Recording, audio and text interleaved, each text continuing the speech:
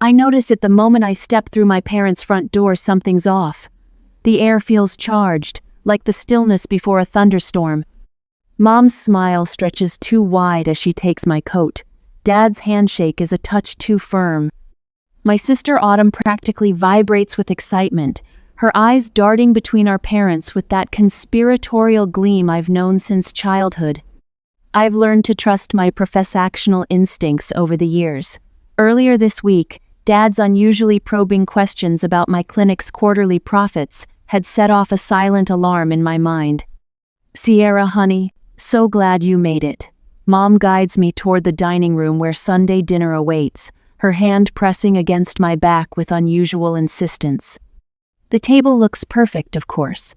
Mom's best Lenox bone china, the crystal glasses that only appear for special occasions, and a centerpiece of white hydrangeas and silver dollar eucalyptus. Whatever this is, they've planned it carefully. I take my usual seat across from Autumn, whose smile is no longer the mischievous grin of a child with a whoopee cushion. Instead, she looks at me with a soft, curated sympathy that makes my skin crawl. Dad carves the herb-crusted prime rib with practiced precision while Mom distributes garlic chive smashed Yukon Golds, charred broccolini, and those sourdough brioche rolls I've loved since childhood. That's when I spotted a manila folder tucked beside Dad's plate, its corner peeking out from under his napkin. My stomach tightens. "How's the clinic?" Mom asks, her voice artificially bright. "Still working those crazy hours?" "Business is good." I keep my answer simple, watching Dad's eyes flicker toward the folder. "We've increased our patient load by 20% this quarter." Autumn reaches across the table, squeezing my hand with a warmth that feels almost real. Sigh, "You look exhausted. All those clinical hours are draining the life out of you. You've built this amazing thing, but it's so technical. It needs a soul. Someone needs to handle the noise so you can just breathe again."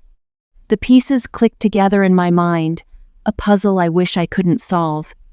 Dad clears his throat, setting down his fork with a deliberate clink against the fine porcelain. "Sierra, we've been thinking about the future of your clinic." I freeze mid-bite, the food turning to sawdust in my mouth. Mom jumps in smoothly, as if they've rehearsed this. "Family businesses need family management, dear. Your father and I have been discussing how to keep healing hands in the family long-term." "It's not a family business," I say carefully. "I built it myself." "With our support," Dad counters, reaching for the folder. "And now Autumn has an excellent proposal that will benefit everyone." My sister straightens in her chair, preening with a helpful air. "I've worked up a business plan to become your practice manager. I'd handle all the boring paperwork while you focus on patients. I'm only asking for a 25% profit share, which is truly reasonable considering the rhythm and vibrancy I'll bring to that quiet office." My heartbeat pounds in my ears. This isn't a casual Sunday dinner, it's an ambush wrapped in sisterly concern. Memories flood back unbidden. Double shifts at the hospital cafeteria during physical therapy school, sending money home to help Autumn through her freshman year of college, while I ate ramen in a studio apartment with furniture rescued from curbsides. Midnight study sessions after 1 4-hour clinical rotations. The $187,000 LAR in student loans that still drain my checking account each month. "I already have a clinic manager," I say, surprised by the steadiness in my voice. Mom waves her hand dismissively. "But Autumn is the real people person. Autumn was the heart that made people actually want to stay. She's the one with the Bennett charm, Sierra." I remember. Just like I remember Dad dismissing my academic honors at graduation, "Book smarts don't build practices, Sierra," while photographing Autumn in my cap and gown because she looked more the part.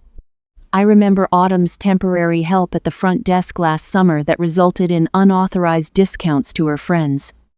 The weeks I spent apologizing to patients after her scheduling mix-ups left some waiting 3 hours and others turned away entirely. "May I see what you've prepared?" I ask, nodding toward the folder. Dad slides it across the table with a satisfied smile. "It's already been drawn up by my attorney. It just needs your signature." "I can start tomorrow." Autumn claps her hands together. I already have ideas for redecorating your office to make it less clinical. I take a deliberate sip of water, the cool liquid doing nothing to ease the tightening in my chest. I set the glass down, centering it precisely on the coaster. Then, with slow, measured movements, I push back from the table. "I'll be right back," I say, my voice flat and unreadable. I don't wait for a response. I walk out the back door, the evening air hitting me with a sharp, refreshing chill. My car sits in the driveway, a dark silhouette against the manicured lawn. I retrieve the portfolio from the passenger seat, the heavy, familiar weight of my professional life, and head back inside. The dining room still smells of roasted garlic and seasoned butter, a scent that usually spells home. But as I step back into the light, the aroma feels cloying, almost suffocating. My appetite is gone, replaced by a cold, sharpening focus. I slide back into my seat, the work tote settled on my lap. "I'd intended to bring a vintage Cabernet tonight," I say. My voice has taken on a rhythmic, boardroom calm. But as it turns out, I think I brought something else instead. My father's confident smile begins to fray at the edges. The room goes brittle as I reach into the bag and withdraw my leather portfolio. I let the light catch the grain of the hide, the supple, expensive saddleback leather I'd splurged on the moment the Denver sports medicine contract was finalized. It's more than just a folder. It's a silent, tactile reminder of every success I've carved out for myself without a single hand from them. I lay it on the table between us. The click of the brass clasp is the only sound in the room, sharp as a closing door. I signed a management services agreement with Colorado Healthcare Partners. I tap the top page where their corporate logo sprawls across the letterhead. They're managing all administrative aspects of Healing Hands going forward. Dad reaches for the papers, his brow furrowed. "You can't make decisions like this without consulting family." "Actually, I can." I slide another document toward him. "I've highlighted section 4.3 for your convenience. No family members may be employed in management positions without unanimous board approval. The board consists of myself and 2 partners from CHP. Autumn's face flushes crimson. "You did this on purpose." "I made a business decision. I maintain eye contact with my sister, refusing to look away first, one based on previous experience. My partners and I have performed a deep dive audit of last summer's operations, and the findings were non-negotiable."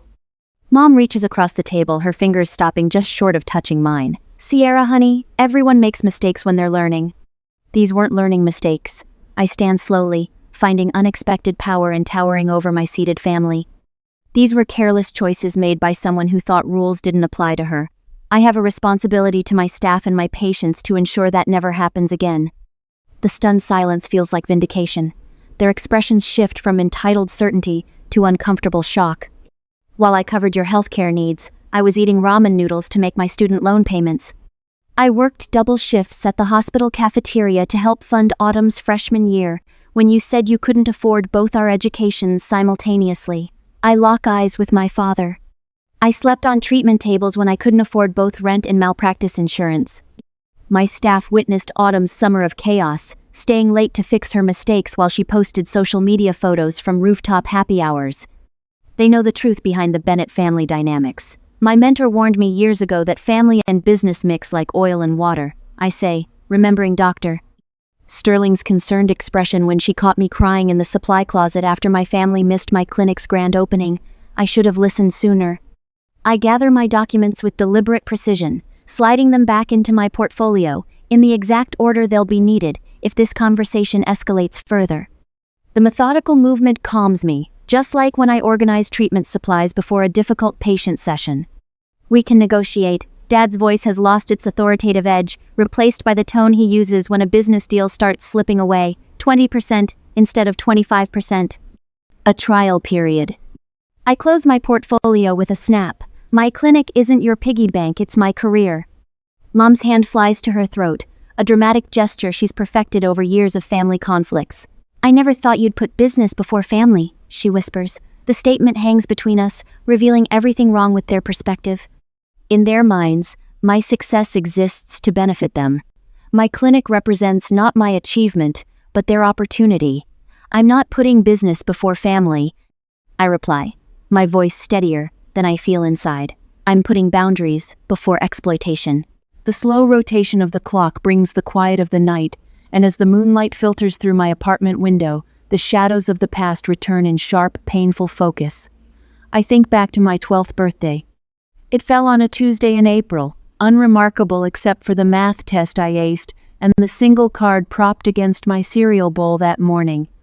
2 weeks later, Autumn turned 10 and received a gleaming teal bicycle with streamers on the handlebars and a wicker basket. I watched from our front porch as she circled the driveway, our parents clapping with each wobbly lap. "Sierra, take a picture of your sister," Dad called, tossing me his camera. "This is a milestone!" I angled the viewfinder to capture Autumn's beaming face, her hair catching sunlight as Dad steadied the bike seat. Mom waved a handkerchief like she was sending off royalty. "Remember when I got my first bike?" I asked later, helping Mom with dishes, while birthday cake crumbs still dotted the kitchen table. She paused, sponge suspended. "You were a practical child, Sierra. You always wanted books instead." But I hadn't. I'd circled bikes in catalogs for 3 years running. High school graduation brought academic honors, valedictorian, science medal, a full academic scholarship. The auditorium buzzed with proud parents clutching bouquets and cameras. Mine arrived 7 minutes after my speech, slipping into back row seats as I returned to mine. Traffic was terrible. Mom whispered when they found me afterward, empty-handed. "But we're here for Autumn's dance recital tonight. You're coming, right?" The pattern repeated through college. My dean's list certificates arrived by mail at our family home, while I worked double shifts at the hospital cafeteria. The envelopes remained sealed on the kitchen counter for weeks. 4 years after graduation, I was hunched over my laptop at midnight, the clinic dark except for the glow from my office. Loan statements glared from the screen. $187,000 remaining, a monthly bill that made my actual rent look like an afterthought. Meanwhile, I'd just sent $1,200 to Autumn for her latest temporary housing crisis, her 4th job change in 2 years. My own apartment remained furnished with roadside rescues, a coffee table with uneven legs, a sofa that smelled faintly of previous owners no matter how much I cleaned it. The sound of my stomach growling echoed in the empty clinic. The bank manager's voice still rang in my ears from that morning's appointment. "Without a cosigner or additional collateral, Miss Bennett, we simply can't approve this business expansion loan." I'd nodded, politely, tucking the rejection letter beside the others in my bag, not mentioning that my parents had refused to cosign, but had purchased Autumn a new car the previous month because she needs reliable transportation for interviews. The treatment table became my bed that night. I curled onto the paper-covered vinyl, wrapping myself in a patient blanket after 16 hours of back-to-back appointments, followed by insurance paperwork. The cleaning crew found me there at 5 a.m., still clutching spreadsheets. 6 months later, when Healing Hands Physical Therapy finally opened in its own space, no longer just a sublet room my parents stopped by for a fleeting 15 minutes, sandwiched between Autumn's local studio photo shoot and their dinner reservation. "It's nice," Mom said, glancing at her watch. "Like a real clinic." Dad peered at my framed credentials. "Just remember, it's always about the people, not the degrees. Autumn could really help you give this place some life." They left before the small reception began, missing the champagne toast from my 3-person staff and the ribbon-cutting photo for the local business journal. The summer Autumn decided to help out at the front desk became a professional nightmare. Her friends received unauthorized discounts while regular patients found their appointments rescheduled or canceled entirely. Insurance forms piled up unprocessed until late-night hours when I discovered them stuffed into desk drawers. They were so boring. Autumn explained when confronted, flashing that vulnerable look that usually worked. "Besides, they're just old people with Medicare. They don't have anywhere important to be." I was just trying to bring some joy to the waiting room. After she left, I spent weeks making personal calls to every affected patient, rebuilding trust one apology at a time. The turning point came unexpectedly during a meeting with a regional provider representative. The stern-faced woman across my desk had rejected our previous 3 claims submissions. Miss Bennett, your documentation simply doesn't meet our standards for... I slide a folder across the desk, interrupting her practiced rejection. These are revised protocols I developed specifically addressing your guidelines. I've cross-referenced each treatment code with your latest manual. Her eyebrows rose as she flipped through meticulously annotated pages. You did this yourself? Every night for 3 weeks. Her assessment was blunt. Most providers just argue or give up. 3 days later, the insurance company approved our entire claims backlog. Within months, physician referrals increased as word spread about our exceptional documentation and outcomes. The first profitable month arrived after 2 grueling years. I stared at the accounting software late one night, verifying the numbers 3 times before allowing myself to believe them. No one was there to celebrate with me, but for once, the silence felt like power rather than abandonment. I realized something profound as I lock up that night. My invisibility has become my superpower. While my family focused on Autumn's charm, I built something substantial in the shadows. The skills I developed through years of self-reliance, persistence, precision, strategic thinking now serve as the foundation for my growing business. Carol, my clinic manager, proved this theory when she declined a hospital position offering significantly more money to stay with Healing Hands. She told me, I've worked in healthcare for 30 years, Sierra. What you're building here is special. When Autumn's scheduling disasters created chaos, my staff stayed late without complaint, ordering pizza and tackling the backlog together. We've got this. Thatcher, my lead therapist, assured me as midnight approached. Your sisters, interesting, but we're a team. Every Friday morning, our staff meeting begins with each person sharing both challenges and victories. Every voice matters. The cleaning staff included, a stark contrast to family gatherings where my input was routinely dismissed or interrupted. The call from the medical director comes on an ordinary Tuesday afternoon. We've been watching your outcomes data, she says without preamble. Our orthopedic department wants to discuss a specialized treatment partnership. That evening, we gather in the clinic after hours, not for emergency rescheduling but for celebration. 9 people now instead of the original 3, toasting with plastic cups and grocery store cake. To Sierra, Carol calls out, who saw possibilities while everyone else saw limitations. In the quiet after everyone leaves, I gently lift my first business license from its frame, tracing the embossed seal with my fingertips.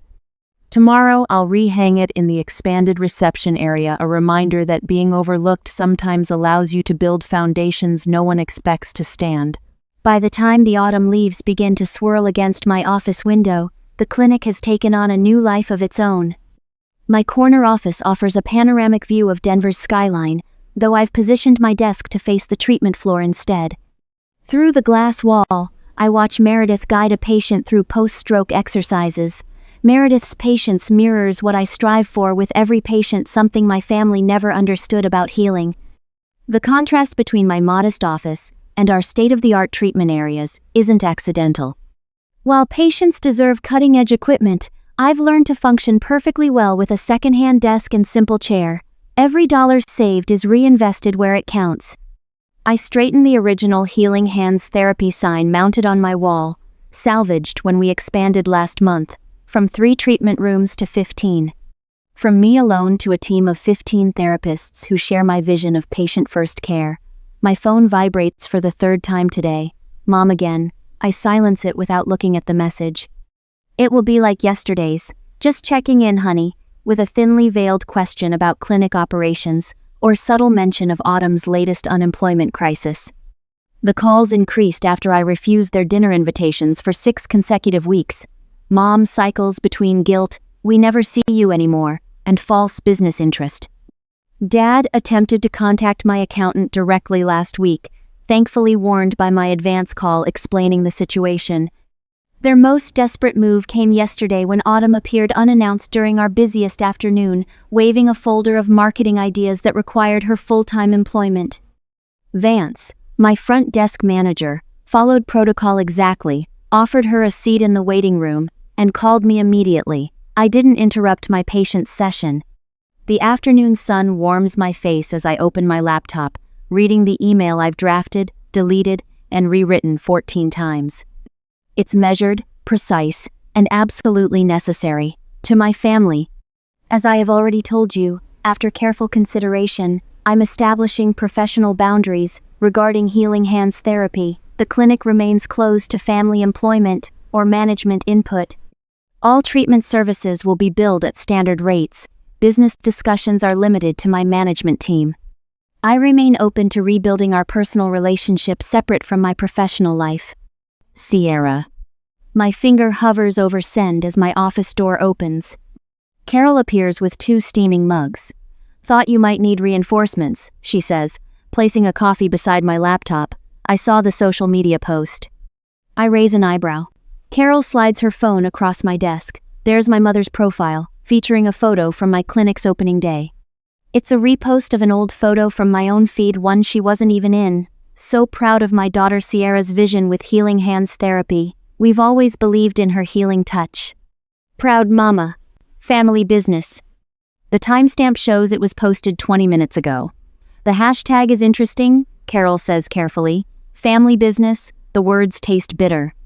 I click send on my email. They've never paid $1 toward this clinic, never worked an hour here, never believed it would succeed until it did.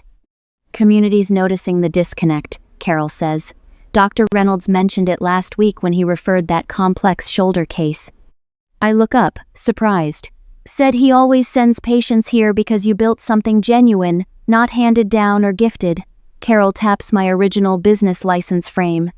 Said he appreciates how you acknowledge your team, instead of bragging about your background. Which reminds me. I say, pulling up another email. The scholarship fund is approved. Starting next semester, we'll support 2 physical therapy students with demonstrated financial need. Carol smiles. Your mother called that wasteful charity when she overheard us discussing it. Exactly why it matters. I stand, stretching tired muscles. Any news from the accountant about their latest inquiry? Your father tried charm, then intimidation. Eventually left when Denise mentioned potential harassment charges. Carol's expression softens. There's something else. She pulls a handwritten note from her pocket. Your mother stopped by during lunch. When I explained you were at the Children's Hospital Clinic, she left this. The envelope bears my name in Mom's perfect cursive. Inside, tear-stained paper, contains desperate pleas about family misunderstandings and missing my daughter. The final line requests a family meeting to heal old wounds at their house. Naturally, on their terms. My phone chimes with a text from Autumn. Miss you, big sis. Can we talk? Just us? I promise I just want to help. Carol watches me process these latest maneuvers. Your father's letter arrived in yesterday's mail too, very formal, suggesting family mediation with his attorney present. I laugh without humor. The tables have turned, their friends are asking questions. Community members are noticing discrepancies between their claims and reality, animality.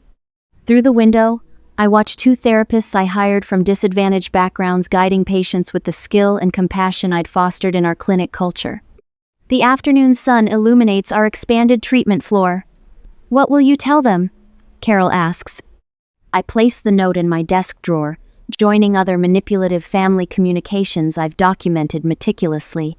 When they're ready for a relationship that doesn't involve exploiting my success, I say, I'll listen. Until then, my priority is protecting what I've built. In the waiting room beyond my office, I notice a familiar face, one of Autumn's friends, who received unauthorized discounts last year. Today, she waits patiently, insurance card in hand, respect in her expression where entitlement once lived. The facade is crumbling.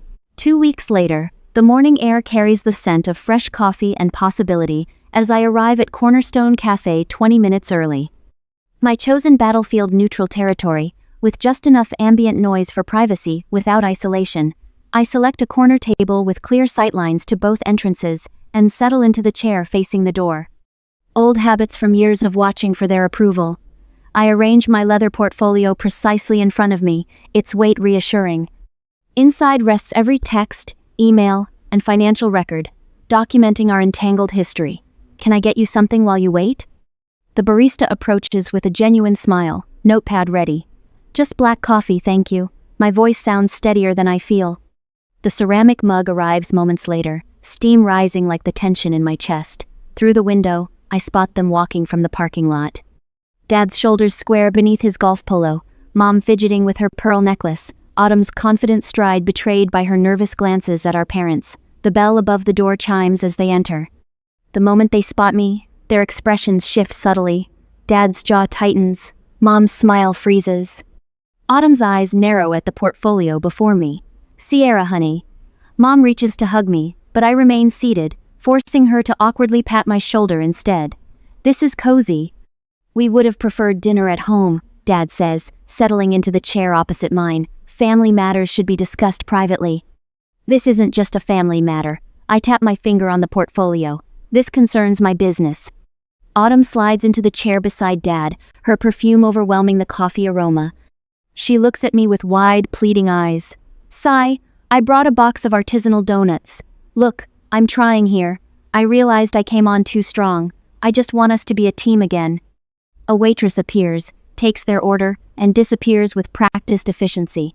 The moment she's gone, Dad leans forward, hands clasped on the table. Blood is thicker than water, Sierra. His voice drops to that authoritative tone he used when I missed curfew at 17. Family stands together, especially in business. Mom reaches across to squeeze my wrist. We've always been proud of you, sweetie. Always. Your father and I tell everyone about our brilliant daughter, the doctor of physical therapy. Autumn adds with surprising accuracy before launching into her rehearsed speech. Speaking of which, I've been thinking about our last conversation. I've drafted a new proposal. A consulting arrangement. 3 days a week. I can handle the social media and corporate outreach while you stay in the back with the patients. It's what I'm good at, see? Let me help you shine.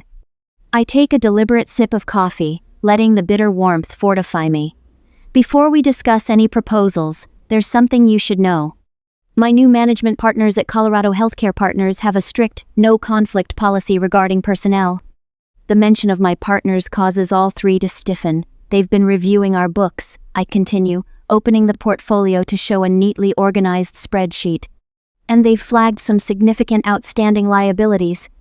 In order for the board to even entertain a discussion about a new hire, especially one with a history of administrative errors, the clinic's balance sheet must be cleared of all personal debt. It's a prerequisite of our insurance bond. Dad's face flushes. What are you talking about? This is an itemized list of the free treatments and personal loans I've provided to this family over 4 years. Market value, $42,735 for treatments. $16,450 in personal loans to Autumn that were never repaid, totaling $59,185. Dad stares at the number as if it's a foreign language. We don't have $59,185 just sitting around, Sierra, and we shouldn't have to pay for family care. I expected that, I say, my tone as cold and professional as the marble tabletop. And that is exactly why the conversation about Autumn joining the staff is over. My board will not approve the hiring of an individual who owes the company nearly $60,000. It's a basic matter of financial ethics. The debt is a permanent barrier to her employment. The silence stretches between us, punctuated only by the hiss of the espresso machine. I've used their own greed and their own family business logic against them. You've been watching us. Autumn's voice carries a note of betrayal. I've been paying attention. I meet her gaze steadily. I also have screenshots of the Facebook posts mentioning our clinic. My partners were very concerned about potential trademark infringement and unauthorized claims of ownership. Mom's face pales. Sierra, it's just expressions of pride. Is it? I withdraw another document. This is Dr. Reynolds' email asking why Dad contacted him about partnership opportunities for the clinic. Dad's businessman mask slips. You can't possibly expect us to pay that back after all you've what? I cut him off, voice level but firm. After you missed my doctoral hooding ceremony? After you told Dr. Wilson I was playing at businesses until I found a husband? After you dismissed my clinic opening as just another job? I place my palms flat on the table, steadying myself. These are my terms for any future relationship. First, my business decisions are mine alone. No input, no suggestions. Second, any treatments for family will be billed at standard rates. Third, no more describing yourselves as partners or owners. Mom's artificial composure crumbles, tears welling in her eyes. You can't mean this, she whispers. We're family. Family respects boundaries, I answer. Family celebrates achievements, instead of trying to claim them. Dad's face darkens with frustration. This is absurd. We never thought you'd actually succeed on your own. We were trying to help secure your future by giving you Autumn's personality to lean on. The truth slips out so easily. They never believed in me. Autumn's carefully constructed mask falls completely. It's not fair. She hisses. You get everything. The respect, the title, the business. What about me? I'm stuck in a cubicle while you play hero in your precious clinic. There it is, the raw envy beneath the manipulation. I close my portfolio with a decisive snap and stand. I built everything I have while supporting this family emotionally and financially. I'm not playing at anything, and I'm done being invisible. I leave exact change for my coffee on the table and walk away. Behind me, I hear Mom's quiet sobs, Dad's harsh whisper to Autumn, the scraping of chairs, but I don't look back. For the first time in my life, I'm moving forward without checking if they approve. The slow rotation of the seasons has brought me to this afternoon, where a full year later, the light paints golden highlights across the Denver skyline outside my window. The view before me mirrors the transformation within. Dr. Bennett, your 3 o'clock is ready. Melissa, my lead therapist, appears at my side, clipboard in hand. It's Mrs. Abernathy's final session. I smile, genuine warmth spreading through my chest. The waiting room bustles with activity, a stark contrast to the cramped space where I began. Now, patients sit in comfortable chairs beneath framed community service awards that have joined my original business license on the wall. The waiting list for new patients stretches 2 months out, a testament to the reputation we've built. Mrs. Abernathy, an elderly woman with bright eyes and a spine curved from decades of hard work, beams as I enter the treatment room. There she is. She announces to no one in particular, the miracle worker herself. I laugh, setting her chart aside. The miracle was your dedication to the home exercises. Nonsense. She waves a weathered hand. My grandson says you're the best in Denver, and that boy researches everything. As I guide Mrs. Abernathy through her final stretches, I catch my reflection in the treatment room mirror. The tight shoulders and defensive posture that once characterized my stance have softened. I stand taller now, grounded in my worth. Later, I welcome 3 new graduates to my mentorship program. They gather around the conference table, eyes bright, with the same determination that once fueled my midnight study sessions. The most important thing I can teach you isn't a technique. I tell them, perching on the edge of the table, it's knowing your value. In this profession, you'll give constantly. Make sure what you're giving is respected. After they leave, I review the latest figures for our pro bono program serving underserved patients.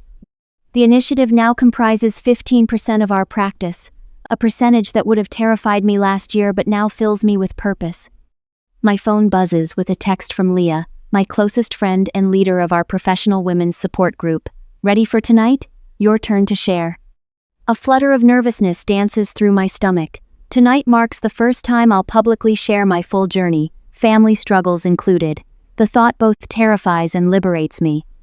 Before leaving, I check my personal email.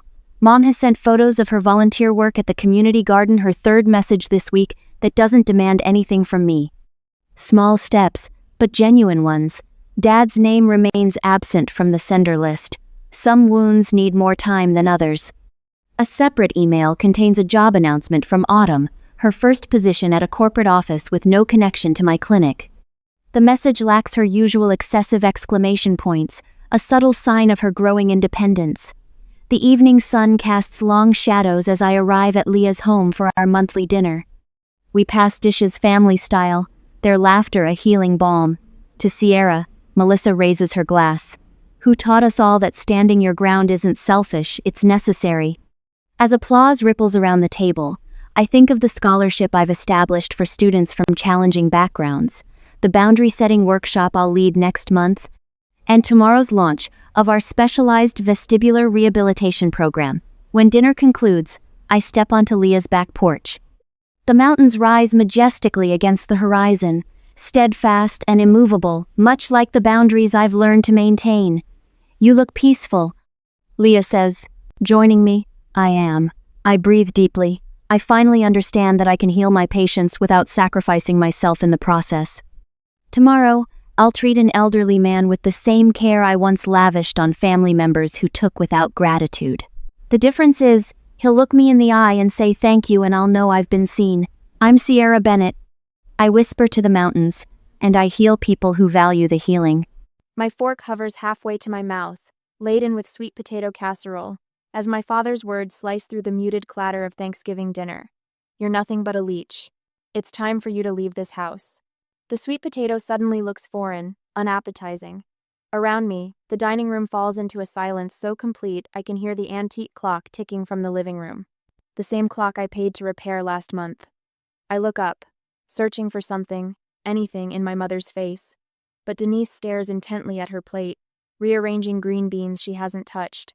Across from me, my 17-year-old sister Tessa's eyes have gone wide, fixed on her half-empty glass of water. What makes this betrayal so sharp is the timing. I spent the entire morning in the kitchen, basting the turkey, whipping potatoes, and baking 3 different pies while they watched football. Just 20 minutes ago, I shared news about my promotion at work. Now, as steam rises from the food I prepared, my father declares me unwelcome. The irony doesn't escape me. My name is on the electric bill that keeps these lights glowing, the water bill that filled the glasses on this table, the grocery receipt for every morsel of this meal, and the insurance statement that covered my mother's doctor appointment last week. Yet somehow, I'm the burden. 3 months ago, when Mom lost her job at the accounting firm, I stepped in without hesitation. The bills piled up faster than excuses, and Frank's part-time work at the hardware store barely covered the mortgage. I started paying for everything else: utilities, groceries, car insurance, even Mom's medical expenses. Each month, as more accounts transferred to my name, Dad grew more distant, more resentful. His signature, once required for everything in this household, became increasingly irrelevant. His authority, diminishing. 2 weeks ago, I overheard him talking to Mr. Simmons next door, his voice carrying through the open kitchen window. "It's not right," he complained, leaning against the fence. "A man losing control of his own household. She acts like she owns the place now."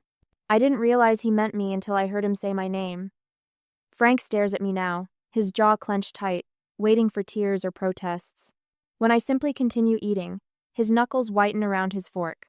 The sweet potato tastes like nothing in my mouth, but I chew methodically, swallow, and take another bite. "Did you hear what I said?" His voice rises, thick with irritation.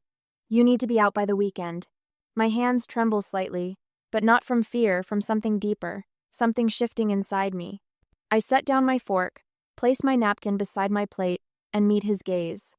I understand perfectly. I understand perfectly. These 3 words hang in the air, not tearful or angry but calm, almost thoughtful. Frank blinks, clearly thrown by my composure. The silence stretches until Mom finally speaks, but not to defend me. "Blair," she says, voice hushed and hurried. "You'll still pay the medical insurance this month, right? I have that appointment on Tuesday." And there it is. The full picture comes into perfect, painful focus. Not family, just a financial resource. Not daughter, just a signature on the bottom of checks. I stand and collect my plate, along with Tessa's empty glass. "Of course, Mom," I answer, my voice steady despite the hollow feeling spreading through my chest. "I'll take care of it before I go." As I move toward the kitchen, my mind catalogs everything in this house that bears my name. The internet service I upgraded when Tessa needed it for school. The refrigerator I replaced when the old one died in July. The utility accounts transferred to me when the warnings of disconnection arrived. I rinse my plate at the sink, methodically scraping uneaten food into the garbage disposal. Through the kitchen window, I can see my car in the driveway, the only thing I own outright that isn't tied to this house. At least I'll have that when I leave. Behind me, I hear Tessa's chair scrape against the floor as she brings her plate to the kitchen. When she places it beside the sink, she doesn't meet my eyes, but her fingertips brush against my wrist for the briefest moment. It's the closest thing to support I've felt in months. The digital clock on my nightstand blinks 1:18 a.m. as I fold another sweater into my suitcase. Sleep feels impossible with the weight of Frank's words still ringing in my ears. I've been packing methodically for hours, my movements automatic while my mind races. I reach for the stack of financial documents I keep in my desk drawer: insurance statements, utility bills, grocery receipts, planning to sort what I need to take. But underneath them, I spot a bank statement with Frank's name. Strange. I haven't seen paper statements for months. Everything switched to electronic after Mom lost her job. I pull it out, then another, and another. A small stack of statements spanning the last 3 months, all for an account I've never seen before. An account with a balance that grows each month while I've been draining my savings to keep the lights on. My hands shake as I drop onto the edge of my bed. The statements blur before my eyes until I blink hard, forcing myself to focus on the numbers. $4,000 in July, $5,000 in August, nearly $7,000 now. Flipping through the rest of the documents, I find a boat dealer's brochure with Frank's handwritten notes in the margins. Down payment, $5,500, circled in blue ink. Schedule delivery after Thanksgiving, underlined twice. A fishing boat. While I've been paying for Mom's doctor visits and the internet Tessa needs for school, there's more. A notepad with dates jotted down. November utility due dates, my name with question marks. After bills paid, written and underlined. They've been planning this for weeks, waiting until I covered November's expenses before kicking me out. A soft knock interrupts my thoughts. The door opens just enough for Tessa to slip through, her eyes wide as she takes in the packed boxes and open suitcases. "You're really leaving?" she asks, hovering by the door like she's preparing a quick escape. I sit surrounded by the physical evidence of my family's betrayal, while Tessa stands with one hand still on the doorknob. The power imbalance isn't lost on me, her freedom to walk away, my forced departure. "Dad didn't give me much choice," I answer, tucking the bank statements into my purse. Tessa chews her bottom lip. "Mom said they need your room for storage now that Dad's buying that boat." The casual confirmation hits like a physical blow. "Boat?" "The fishing boat he put a deposit on last month." Tessa's voice drops to nearly a whisper. "I heard them planning all this weeks ago. How they'd wait until after you paid the bills for November." "You knew?" The betrayal expands, growing tendrils that reach even to Tessa. Her eyes fill with tears. "I was scared to tell you. Dad said anyone who warned you would be next." I want to be angry with her, but the fear in her face is too real. She's still a child navigating the same manipulative household I'm escaping. "There's more," she continues, glancing nervously at the hallway. "Those medical appointments Mom's been having? The ones you've been paying for with your insurance? What about them?" Last week she came home with her lips all puffy. She told Dad the doctor said she couldn't drink through a straw for 2 days. Tessa mimics our mother's distinctive eye roll. "It wasn't a checkup, Blair. It was fillers." The room seems to tilt slightly. I've been eating ramen noodles 3 times a week to stretch my budget while my mother gets cosmetic procedures on my insurance. I pull out my bank app, showing Tessa my account balance, $763.42. 3 months ago, I had over $9,000 saved. This is what's left of my savings after covering everything here. I tell her, if I'd stayed even 1 more month, I'd have nothing left. The severity of my situation crystallizes as I say it aloud.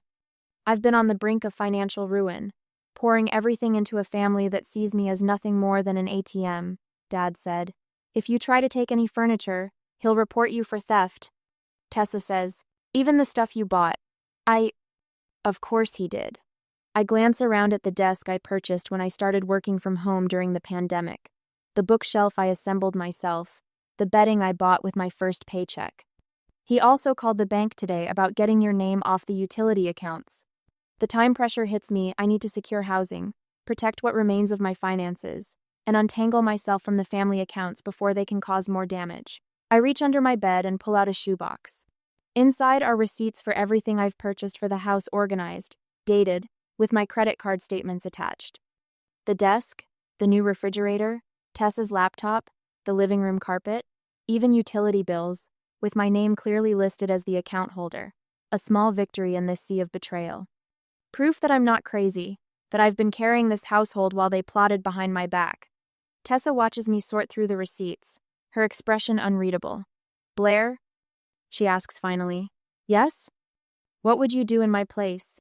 If you had to choose between standing up for what's right and keeping peace in the only home you have?" As I sorted through these receipts in the middle of the night, I faced a difficult choice. Should I confront my parents with evidence of their manipulation? Or simply leave and let them discover the consequences on their own? Standing up for myself might bring closure, but a quiet exit would avoid a painful confrontation. What would you do when the people who should love you unconditionally have proven they only value what you provide? I look at my sister, caught in the same toxic environment I'm escaping, and realize I don't have an easy answer for either of us. 3 days later, while I am at lunch break at my part-time job, my Aunt Phyllis's voice crackles through the phone, each word landing like a slap. Honestly, Blair, I never thought you'd abandon your parents when they needed you most. I grip the phone tighter, watching my knuckles turn white. 3 days since Thanksgiving, and Frank has already constructed his version of events for the family to consume. Did Dad mention he kicked me out? I ask, keeping my voice level. He said you left them high and dry after a little disagreement, she says, her tone heavy with judgment. They're organizing a family meeting at my house this weekend to discuss your behavior. Of course they are. A public forum where they control the narrative. I'm sure they are, I say, and end the call before she can respond. After the shift, I came to my friend's home. I sink onto the edge of Drew's pull-out couch, now my temporary bed. My entire life sits in 4 hastily packed boxes and 2 suitcases stacked against the wall. Everything I couldn't fit waits in my car downstairs. 25 years reduced to what I could grab in 2 frantic hours while my parents were at church on Sunday. My phone buzzes again. Another text from a cousin who's heard I've broken Mom's heart. I don't open it. The constant notifications have created a new anxiety. Each alert sends my heart racing, wondering which relative will attack next. When Drew returns from her shift at the hospital, she finds me cross-legged on the floor, surrounded by paperwork. Operation Financial Freedom? Going well? She asks, dropping her bag by the door. Almost done. I tap my pen against a notebook filled with account numbers. I've canceled the automatic payments for their utilities, removed myself from their cell phone plan, and called to take my name off their internet service. What I don't say is how the customer service representative laughed when I explained that, yes, I was voluntarily removing myself from financial responsibility for my parents' bills. Good, Drew says, settling beside me. Your parents can figure out their own mess. The weight of starting over presses against my chest. My savings account shows a balance that would make most financial advisors wince. 3 months of covering my family's expenses has left me with barely enough for a security deposit on my own place, let alone first and last month's rent. You sure your roommate doesn't mind me crashing here? I ask. Max? He's thrilled to have. The front door swings open, and Max bursts in with his enormous golden retriever bounding ahead of him. Blair, Max announces. You have to meet the world's worst therapist, but he works for treats. He tosses a tennis ball across the apartment, and Baxter launches after it, all flailing paws and wagging tail. The dog returns, dropping the slobbery ball in my lap with expectant eyes.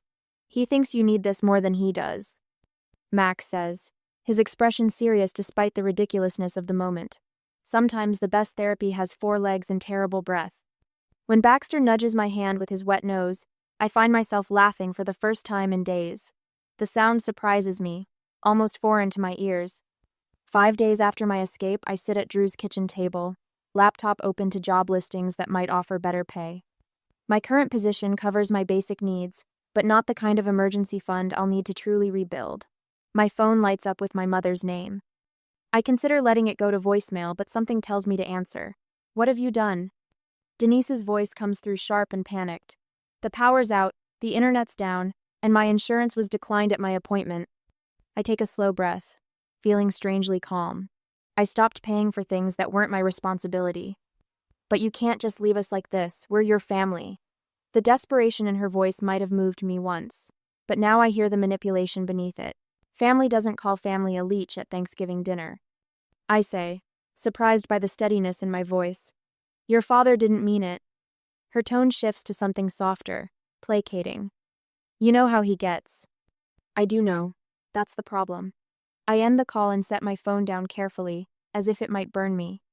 Later that evening, Drew leans over my shoulder as I create new passwords for my email and banking accounts. I notice some suspicious login attempts on your accounts, she says, pointing to the security alerts. We should set up fraud alerts just to be safe. The contrast isn't lost on me. Drew asks, before borrowing my charging cable, while my family felt entitled to everything I owned. Even now, Drew stands a respectful distance away, waiting for my response instead of grabbing the laptop to do it herself. Good idea, I say. Thanks. That night, I find myself scrolling through apartment listings within my budget. Small studios, most of them, but they represent something I've never fully had, a space that's completely mine, where no one can tell me I don't belong. I don't ask anyone's opinion about the neighborhoods, or worry whether the kitchens are big enough for family gatherings. The decisions are mine alone. The next morning, I head to a local credit union and open a new account under just my name. I transfer every penny from my old account, the one my parents know about. My phone pings with a text from Tessa. Mom looking for your banking info. Says she needs to check something. Don't trust her. I've barely finished reading when my phone explodes with notifications, 6 missed calls from home in the last hour. Simultaneously, an email appears. Fraud alert, password reset attempt on your banking app. I stare at the screen, anger rising like a tide. They're not just trying to guilt me into coming back.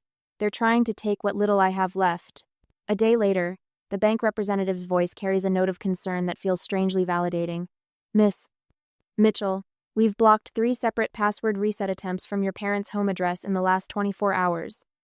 I grip my phone tighter, pacing the small confines of Drew's spare bedroom that has become my temporary sanctuary.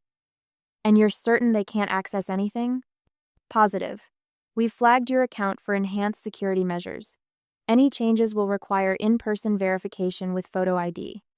My chest loosens slightly as I thank her and end the call, adding her name to my growing documentation notebook.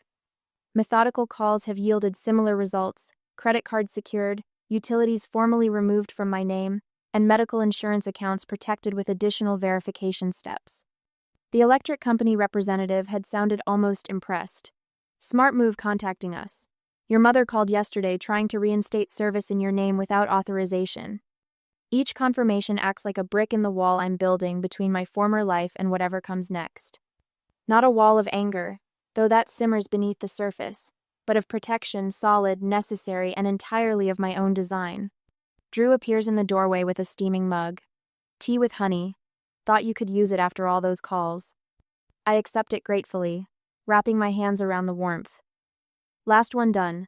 Nobody can access or change anything without my direct approval now. Drew nods approvingly. How does it feel? Before I can answer, a thunderous pounding rattles the apartment door. The tea sloshes over my fingers as Drew and I exchange startled glances. Blair. My father's voice booms through the wood. Open this door right now. Drew motions for me to stay put, but I'm already moving. This confrontation has been inevitable since the moment I walked out. The pounding intensifies as I approach, each impact like a physical blow.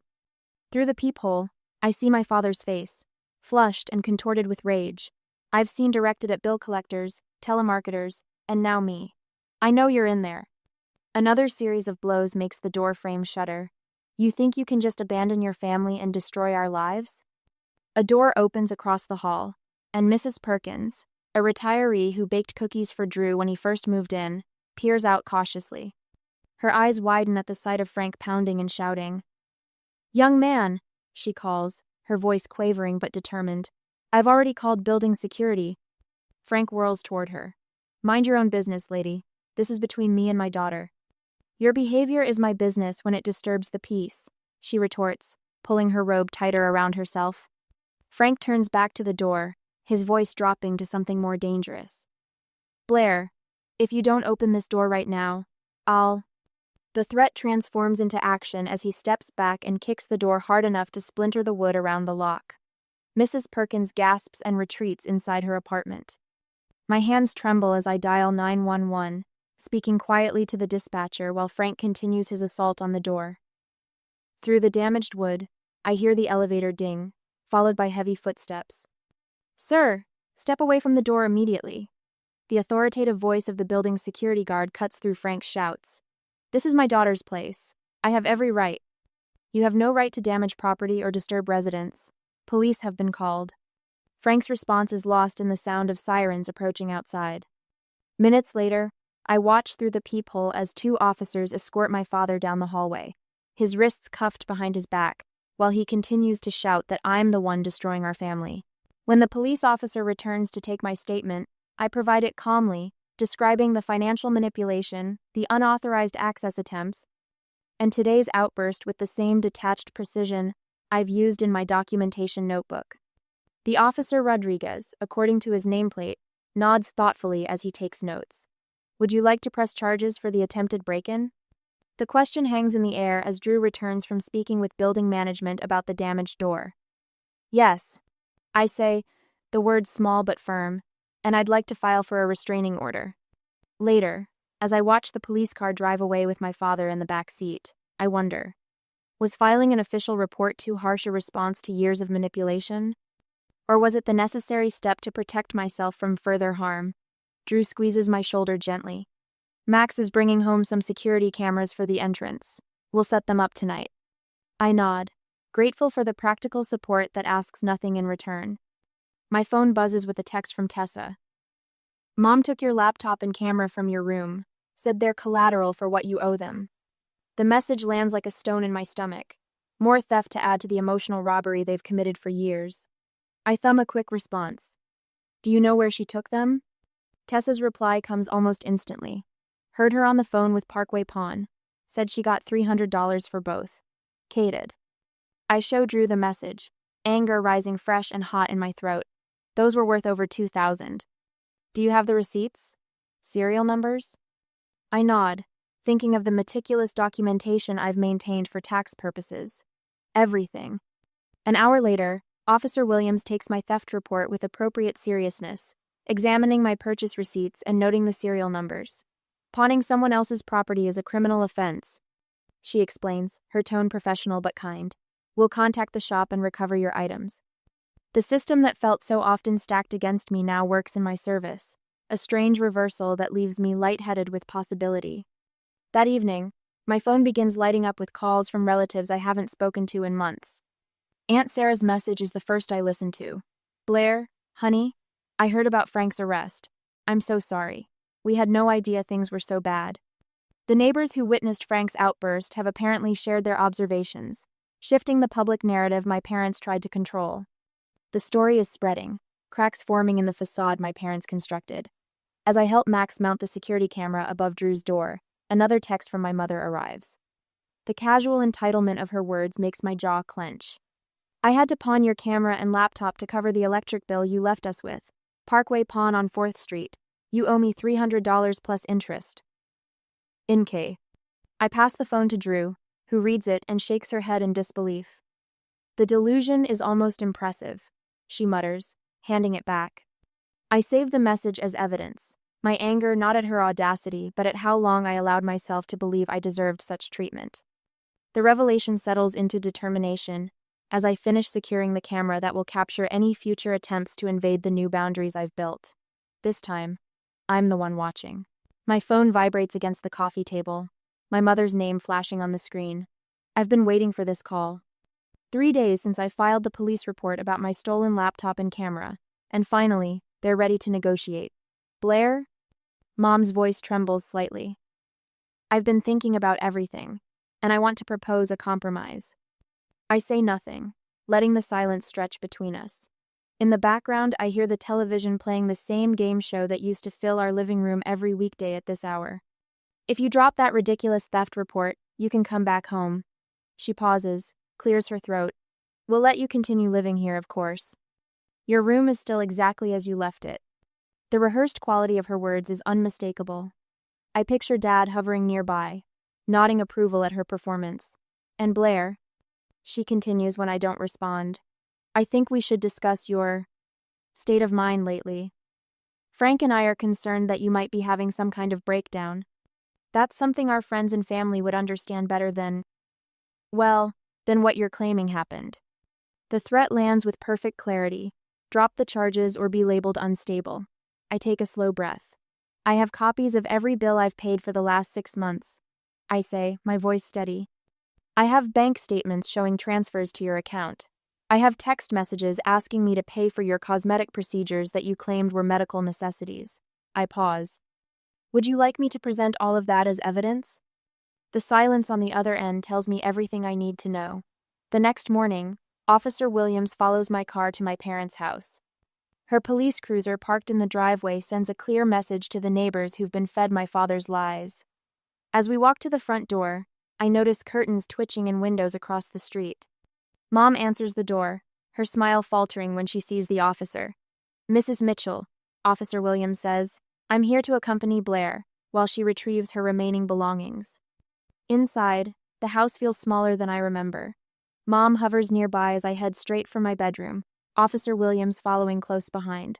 I've prepared copies of all my financial contributions, I tell the officer, handing her a folder I've been compiling. Utilities, groceries, medical bills, the new refrigerator I purchased in July, all with receipts. Officer Williams flips through the pages, her eyebrows rising. "You paid for all of this while living here?" "Yes. For the past 6 months, since my mother lost her job." Mom appears in the doorway, arms crossed. "That furniture belongs to the family, Blair. You can't just take everything." I pull a stack of receipts from my bag and hold them up. "I have receipts for everything I'm taking. Would you like to see them?" Officer Williams studies my mother's face, then glances back at the financial records. The surprise in her eyes is unmistakable. "Mrs. Mitchell, these documents show your daughter has been supporting this household almost entirely on her own." Mom's mouth opens, then closes. She retreats down the hallway without another word. I work methodically, packing books, clothes, and the remaining items that are unquestionably mine. Through my bedroom window, I can see the neighbors watching from their porches, pretending to water plants or check mail. Let them see. Let them know the truth. When the last box is loaded into my car, I turn to lock the front door one final time. The sound of an engine draws my attention to the street. My other car that I'd left parked at Drew's apartment, pulls into the driveway, my father behind the wheel. My stomach drops. The spare key. I'd forgotten about the spare key I'd given them for emergencies. Dad steps out, jingling my keys in his hand. His expression is triumphant as he walks toward me. "We need to discuss what you owe us before you take this too," he says, gesturing toward the vehicle I'm about to drive away in. I set down the box I'm holding and reach into my purse, pulling out a folder of documents I've been carrying for precisely this moment. "This is the title to that car," I say, holding up the paper. "And this is the registration, both in my name." Officer Williams steps forward. "Sir, that vehicle is registered to Blair. You need to hand over the keys immediately." The color drains from Dad's face as he looks from the documents to the officer. His hand tightens around the keys. "I paid for her college, her braces, 18 years of—" "The keys, Mr. Mitchell." Officer Williams extends her hand. Slowly, Dad's fingers uncurl. The keys drop into the officer's palm with a soft jingle. As she passes them to me, I see something I've never witnessed before: my father's complete deflation. The man who has towered over our family for decades suddenly looks small, diminished. "Come near me or my property again," I say, my voice clear and calm, "and I'll file for a restraining order." I slide into my car, adjust the mirror, and turn the key. As I pull away from the curb, I see the neighbors still watching, witnesses to the final act of our family drama. Mrs. Henderson from next door doesn't even pretend to be checking her mailbox anymore. She stands on her lawn, phone in hand, no doubt already spreading the news. In my rearview mirror, Tessa appears in the doorway. She's caught between worlds, one foot in the house where our parents remain, one hand raised in a tentative wave to me. Her face reflects both sorrow and something else: admiration, perhaps. The strength she hasn't yet found for herself. I'm 3 blocks away when my phone buzzes with a text. "Tessa, they're blaming me now. What do I do?" The light ahead turns red. I press the brake and stare at the screen, watching those 3 dots appear as she types something else, then disappear. My sister, the one innocent party in all of this, now stands where I once did, bearing the weight of our parents' manipulation. The light changes to green, but I remain still, cars honking behind me as I consider what comes next. Sunlight streams through gauzy curtains I chose myself, painting warm patterns across the hardwood floors of my apartment. 3 months have passed since I drove away from my parents' house with Officer Williams' business card tucked in my wallet. The difference between then and now still catches me by surprise sometimes. I run my fingers along the edge of my desk, where neatly organized bills fan out like a deck of cards: electricity, water, internet, renter's insurance. All in my name, all comfortably within my budget. No one else's financial emergencies hiding between the envelopes. My bank statement sits open beside them, the numbers growing modestly but steadily each month. The emergency fund I'd depleted supporting my family is slowly rebuilding itself. 6 months of security, that's my goal. I've already reached 2. The quiet contentment of making decisions without defending them feels like a luxury I'm still getting used to. Last weekend I painted an accent wall deep teal, without asking anyone's permission or hearing how I'd regret the color choice. The freedom to make even small choices feels enormous. A year later, my apartment buzzes with the gentle hum of conversation and laughter. I slide a golden brown turkey onto my dining table, smaller than last year's but cooked to perfection. The irony of hosting Thanksgiving isn't lost on me. "Can I help with anything?" Tessa asks, hovering uncertainly by the kitchen counter. My sister looks different now, taller somehow, though she hasn't grown an inch. Maybe it's the confidence she's developing away from our parents' shadow. "Your company is contribution enough," I tell her, the words flowing naturally. How different from the tally of expenses I once kept in my head, measuring my worth by what I provided. I move around my space with an ease that would have seemed impossible last November. The dishes don't match perfectly. The table is secondhand. But everything here is genuinely mine, chosen with care, rather than acquired through obligation. Drew raises her glass as we settle around the table. "To found family and boundaries worth keeping." Max and Tessa lift their glasses in response. My sister has flourished since moving into her college dorm 3 months ago. I helped her navigate financial aid forms and housing applications, knowledge from my own journey becoming stepping stones for hers. Later, as Tessa and I sort through scholarship applications at my kitchen counter, she mentions the latest family update. "They lost the house last month," she says quietly. Dad's still blaming the bank, the economy, everyone but himself. They're staying with Uncle Rick, but he's already dropping hints about them finding their own place. I nod, glancing at the stack of unopened letters on my bookshelf. 5 envelopes, all from my parents, all unread. Setting boundaries doesn't mean I don't sometimes wonder what they say. They still blame you for everything. Tessa continues, her pen tapping against the scholarship form. But honestly, they're just facing what would have happened anyway. Your money was just postponing the inevitable. I help her highlight a key section on the housing assistance application, thinking about choices and consequences. As I helped Tessa build her independent life, I sometimes wondered if I should respond to my parents' attempts to reconnect. Is maintaining complete separation the healthiest choice when family has betrayed you so deeply, or is there value in allowing limited contact on your own terms? What would you do when those who should have protected you want back into your life after you've finally found peace without them? I sit in my parents' living room, perched on the edge of the floral armchair that's occupied the same spot for 20 years. Christmas lights twinkle through the windows, reflecting off the framed family photos, lining the mahogany shelves, images of vacations, graduations, and celebrations, where my smile never quite reached my eyes. The fireplace crackles, sending warmth across the room that doesn't penetrate the chill settling in my chest. Juliet's squeal pierces the air as she tears open a small box wrapped in gold paper. "Mom, Dad, it's exactly what I wanted. $4,300 you shouldn't have." She pulls out a cream-colored Gucci Marmont bag, caressing it like a newborn. The designer logo catches the light as she bounces on her knees. 26 going on 16. Mom beams. "Only the best for our baby girl." Dad nods, satisfied. "You deserve it, princess." The room goes still as I carefully unwrap my gift, a small envelope sealed with a snowflake sticker. My fingers don't tremble yet. They've had practice at this. Inside, a $2 paper card with snow-capped mountains and the printed message, "Season's greetings." No handwritten note, no gift card, no check. My face remains composed while something deep inside shatters. 29 years of hope collapse in an instant. Across the room, Aunt Margaret catches my eye. Her mouth opens slightly, horror flashing across her features before she schools her expression. She knows. She sees. Dad checks his watch, fidgeting with the band. Traffic will be bad if we don't leave for the restaurant by 7. Mom hurries to refill Juliet's eggnog, avoiding my gaze with practiced ease. "Look how the leather catches the light," Juliet announces, parading around the living room with her new treasure. "It goes with everything I own." My hands finally betray me, a slight tremor as I carefully fold the card and slip it into my pocket. a souvenir of invisibility. Earlier today, I stood in my modest Portland apartment, wrapping gifts I'd selected with painful care. My teacher's salary of $57,000 stretched thin between student loans and rent, but I'd saved for months for this day. The Italian silk scarf for Mom, $180, wrapped in silver paper with a bow I'd tied 3 times to get perfect.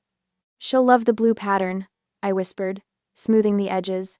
The Parker pen for Dad, $145, engraved with his initials, nestled in a velvet box. He mentioned needing a new one for client meetings. The rare art book for Juliet, $120, wrapped with a handwritten note about the exhibit we'd promised to see together. A sister promise never kept. "Maybe this Christmas will finally be different," I told my reflection as I applied mascara, careful not to smudge. Hope, that stubborn weed, still blooming after decades of frost. Now I stand, smoothing my skirt as the family continues celebrating around me. Juliet snaps photos of her bag for Instagram. Dad pours another bourbon. Mom arranges cookies on a vintage platter. "I think I need some fresh air," I say, my voice steady despite the earthquake in my chest. No one looks up except Aunt Margaret, who crosses the room and touches my shoulder. Her fingers press firmly, a Morse code of understanding. "You're not wrong," she whispers. "You deserve so much more." I nod once, throat tight, and retrieve my coat from the hall closet. The wool scratches against my wrists as I button it methodically from bottom to top. No one notices as I walk out the front door, leaving dinner unfinished. The profound silence follows me down the porch steps, across the icy walkway, to my car dusted with fresh snow. The drive to Council Crest Park takes 12 minutes. I park facing the overlook, Portland's lights spread below like fallen stars. The city continues its Christmas Eve rhythms, oblivious to single-car vigils and broken traditions. When did I become so invisible to them? The words fog the windshield, questions without answers. I remove the card from my pocket. Not just paper but a symbol of lifelong dismissal. 29 years of hoping for equal love compressed into a mass-produced greeting. My tears finally flow freely, hot tracks down cold cheeks. 29 years of hoping for equal love, and now I see it will never come. The city lights blur through my tears, transforming into smeared watercolors against the night. I wonder how many others sit alone tonight, clutching evidence of their family's failure to see them. Have you ever felt invisible to those who should see you most clearly? A month has passed in silence. Only occasional calls from my family, yet my aunt calls often to check up on me. One Tuesday after work, I spread photo albums across my living room floor, January sunlight struggling through Portland's perpetual cloud cover. 1 month since Christmas. 1 month since the $2 card. Elise Turner, archaeological dig, I whisper, tracing my finger along a photo from my 13th birthday. A supermarket sheet cake sits before me, frosting slightly melted under kitchen lights. My smile looks rehearsed. Beside it, I place another photo. Juliet's Sweet 16 at the Benson Hotel, crystal chandeliers gleaming above a 3-tiered custom cake. Dad's arm draped around her shoulders while Mom adjusts Juliet's new pearl necklace. I never realized how methodically I've documented my own erasure. College acceptance letters, preserved in plastic sleeves. Mine to Portland State with a full academic scholarship. Their note paper clipped to the corner. "You'll need to work part-time for expenses." Juliet's to fashion school with their scrawled message.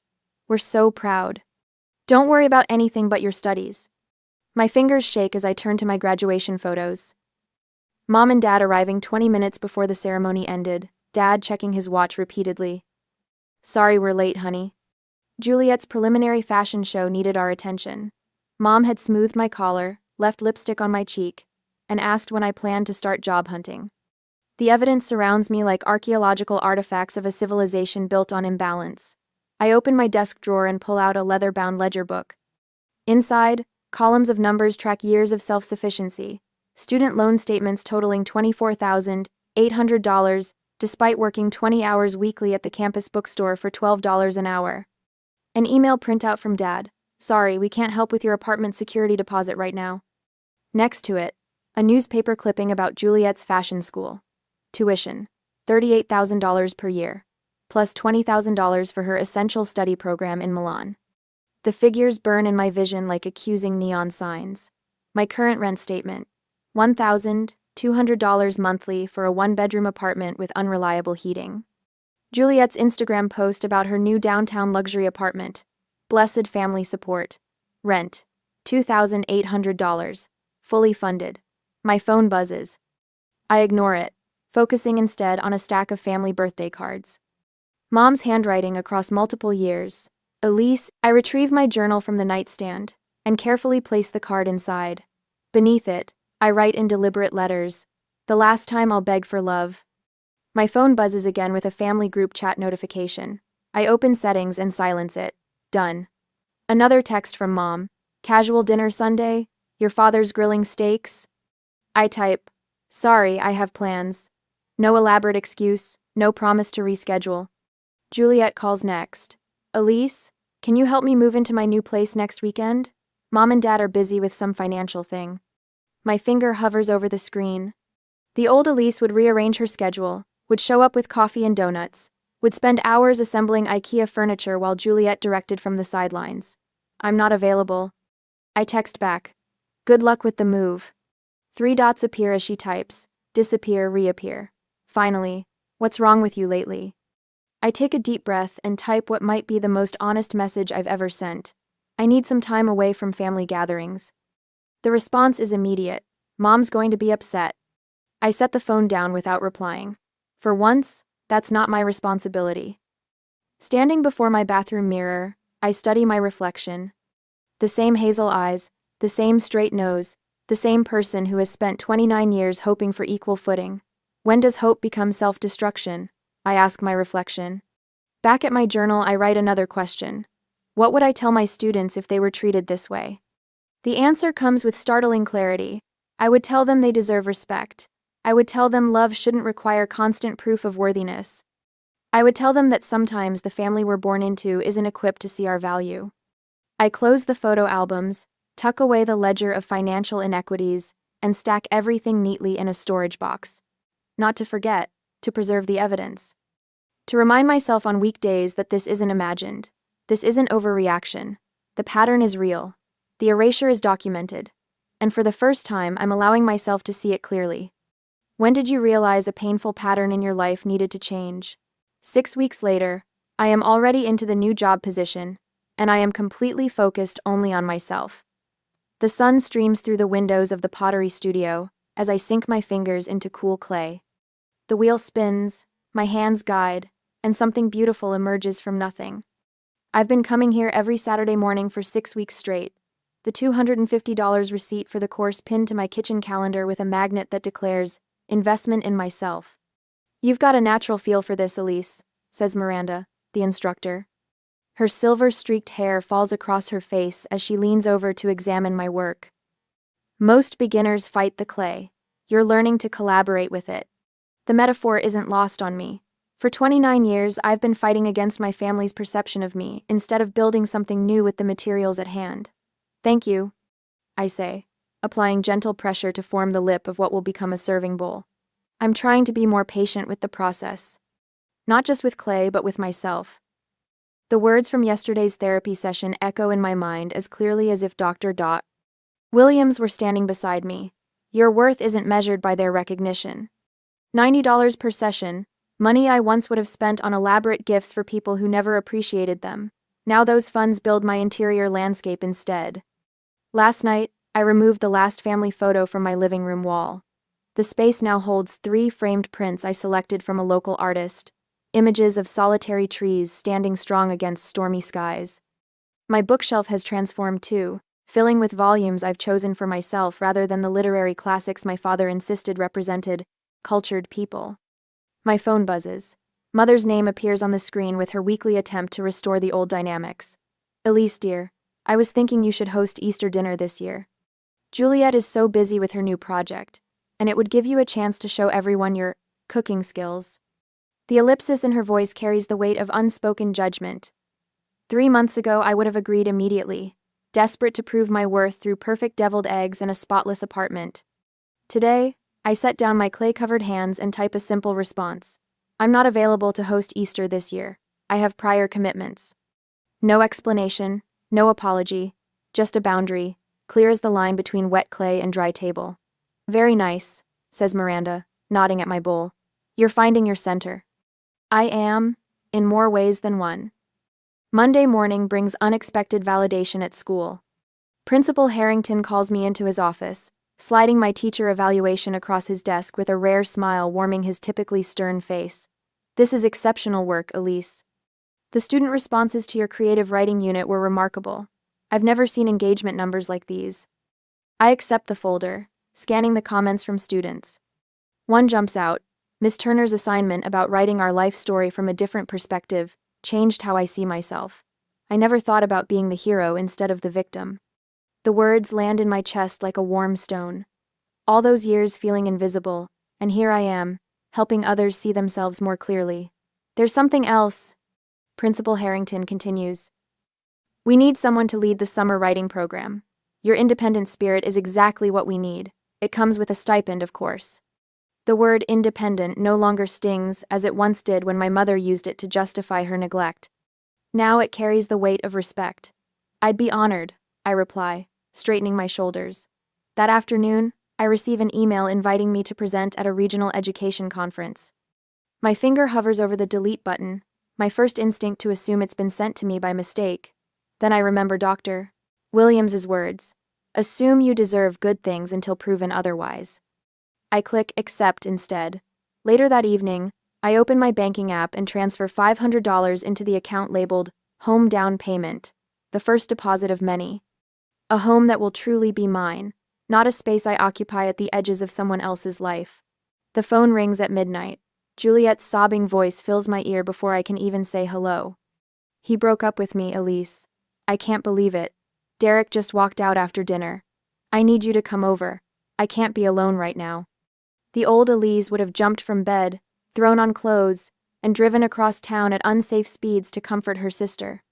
The woman I'm becoming takes a breath. "I'm so sorry that happened, Juliet. I can talk tomorrow during my lunch break." "What? I need you now. This is serious."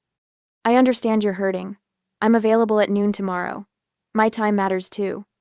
The shocked silence stretches between us, a new territory neither of us has mapped before. I guess I could wait until tomorrow," Juliet finally whispers. Then, something I've never heard from her before. "I'm sorry, Elise. I didn't think about what time at Island." After we hang up, I lie awake, half expecting the follow-up call from Mother, outraged at my selfishness. It comes at 1:07 p.m., her angry voice filling my voicemail with familiar accusations. I delete it, without listening to the end. In weeks to come, my support network expands like ripples in still water. Robert, the history teacher whose classroom sits across from mine, stops by my desk after the final bell. "I was wondering if you'd like to have dinner Friday," he says, his hands fidgeting with a paperclip. "Just as friends, but I've always admired your dedication to your students." Aunt Margaret arrives for a weekend visit, unfolding grandmother's quilt across my bed with reverent hands. "She always saw your light, Elise, even when others didn't," Margaret says, smoothing the faded fabric.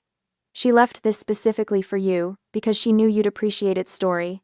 My pottery classmates organize a hiking trip to Mount Hood.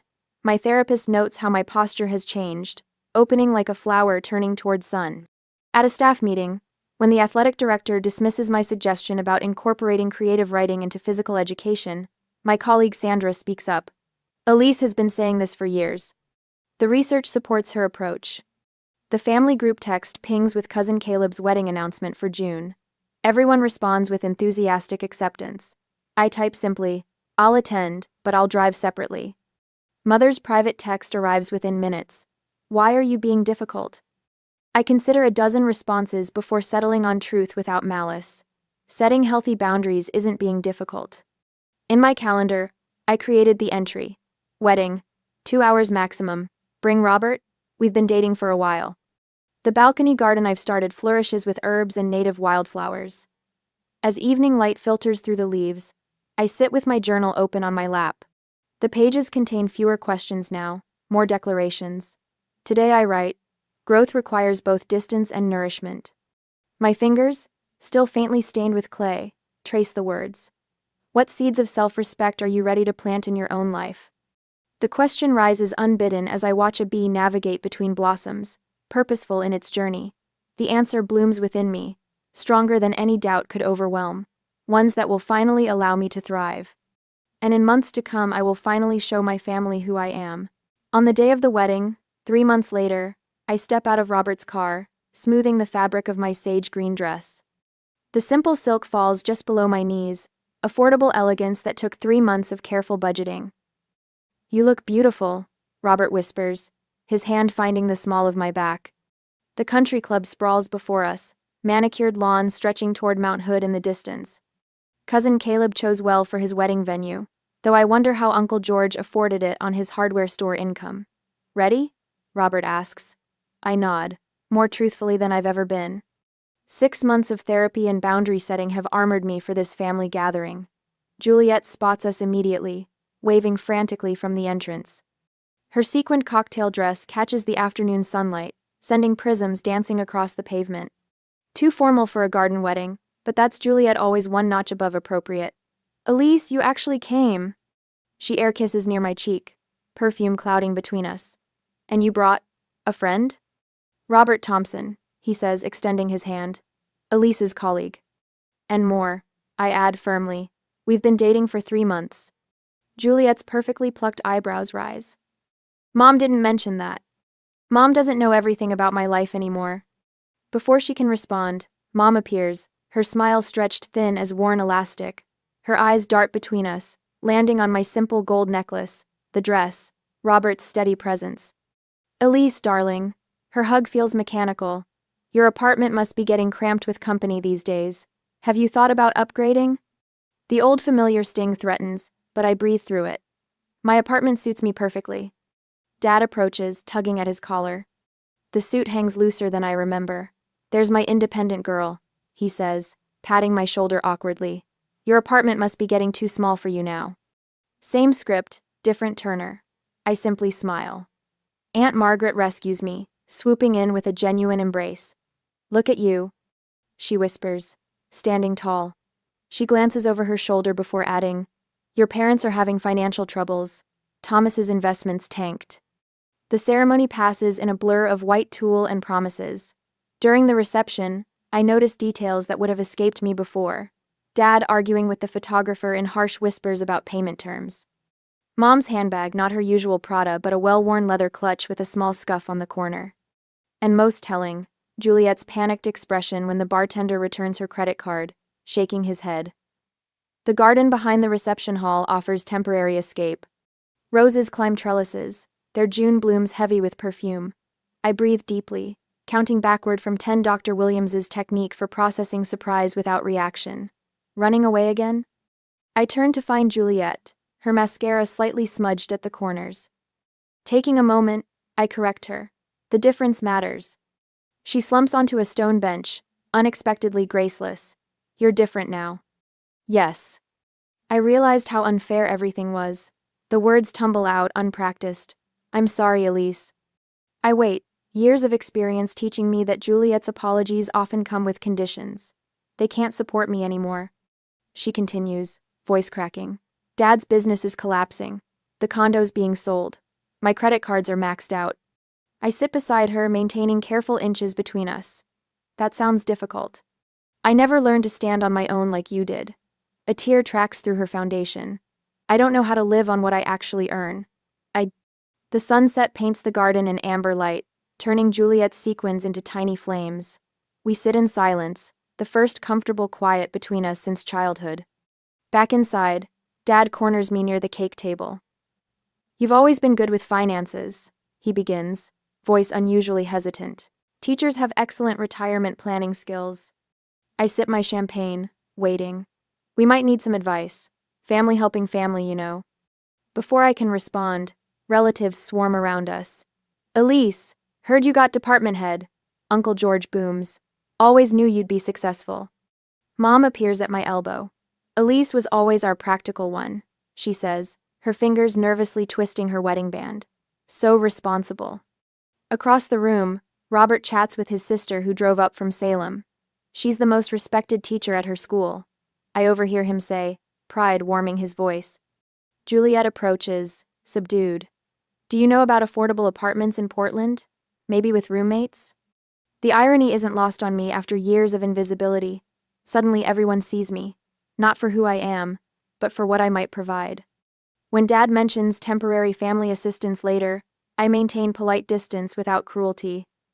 I'm not in a position to help financially. I tell him directly. My budget is carefully balanced with my own needs. To Juliet, I offer what she actually needs. Start with a budget and roommates. It's how I survived my first 3 years teaching. 2. Mom attempts guilt her specialty. We always supported you. Emotionally or financially? I ask quietly. Her silence answers more truthfully than words could. At 9, I find Robert by the bar. Ready to leave? I ask. The relief in his eyes mirrors my own. Whenever you are. We slip away during the bouquet toss, driving toward Cannon Beach rather than returning to Portland. The night air carries salt and freedom as we walk barefoot along the shoreline, shoes dangling from our fingers. You handled that beautifully, Robert says. I watch the moonlight ripple across the Pacific. Sometimes the greatest gift is seeing clearly. The waves crash and retreat, a rhythm older than family patterns.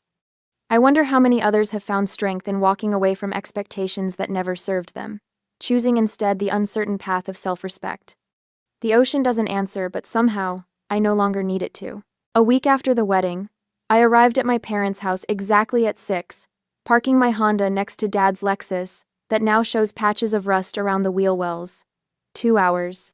That's all I've allocated for this important family discussion. My watch timer is already set. The front porch light flickers weakly as I approach. No Christmas wreath adorns the door this June evening, but the familiar weight of expectation hangs heavy in the spring air. I knock instead of using my key. Mom answers, her smile too bright, her hug too tight. Elise, you look wonderful. That promotion agrees with you. I step into the living room, where the furniture seems oddly rearranged. The Italian leather sectional has vanished, replaced by a generic beige sofa. Family photos still line the walls, but the expensive crystal vase that normally dominates the coffee table is missing. Dad rises from his armchair, his shoulders slightly stooped. Punctual as always, Elise. I have a morning staff meeting tomorrow, I explain. I can stay until 8. Juliet sits in the corner armchair, her fingers twisting in her lap. She offers a small wave but remains unusually quiet. Mom bustles in with a tray of coffee cups. I made your favorite lemon cookies. Family needs to stick together during challenging times. Dad begins without preamble. He paces before the fireplace where no fire burns despite the evening chill. The Turner name has always stood for something in this community. Mom sits beside me, her hand reaching for mine. We've always been so proud of you, Elise. Your independence, your determination, that teaching award. You've never needed much from us. My skin prickles with familiar recognition. The script hasn't changed, just the circumstances. I sip my coffee and wait. The market downturn has been particularly brutal for the investment firm. Dad continues, his voice straining for its usual authority. Our portfolio, well, there have been significant losses. The bank has been calling about the mortgage, Mom adds, her voice dropping to a whisper. We might lose the house. Dad clears his throat. Juliet's lease renewal is coming up next month. That downtown apartment complex raised the rates again. Mom squeezes my hand. We noticed your school district announced that new department head position, the one with the substantial raise. The pieces click into place with perfect clarity. I set my coffee cup down carefully on the table. We're just wondering if you might temporarily help with Juliet's expenses. Dad says, the word temporarily, stretching thin between us, just until things stabilize. Family helping family, Mom adds, her smile wobbling. You've always been our rock. The room falls silent. Juliet studies her expensive manicure, shame coloring her cheeks. I need to say something that's long overdue. My voice sounds steadier than I feel. I reach into my purse and withdraw the Christmas card, now slightly worn at the edges from the months I've carried it. I place it on the coffee table. This was the moment I finally saw the truth. Dad glances at the card dismissively. A Christmas card? Really, Elise, we're discussing serious financial matters here. This isn't about money. I trace the paper mountain scene with my finger. This is about 29 years of messages that I matter less.